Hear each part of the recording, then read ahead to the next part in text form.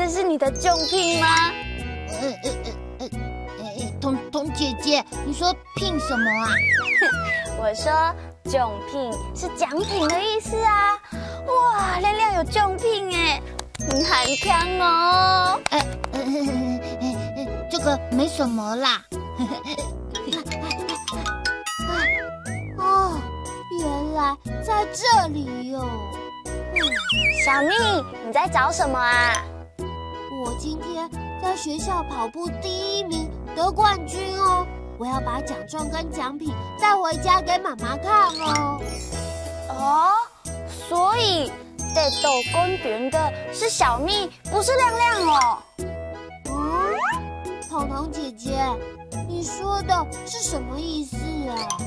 我说得到冠军就是得冠军的意思啊。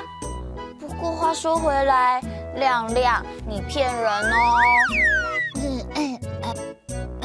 被发现了。哼，骗人不对，不可以。所以今天的点心只有我跟小蜜可以吃。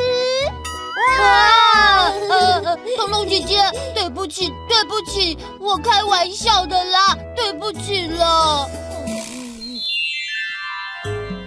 得到冠军，得冠军，得到冠军，得冠军。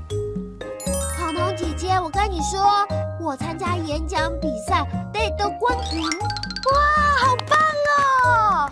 哈哈哈哈！我再跟你说，我参加吃布丁比赛也达到冠军。哇，看不出来小蜜食量这么大哎！哈哈哈！奖品，奖品，奖品，奖品。小蜜，那你演讲比赛的奖品是什么啊？1盒铅笔。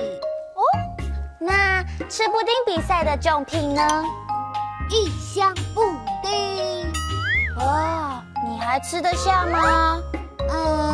我打算拿去分给亮亮啦。得到冠军奖品，小朋友记住了吗？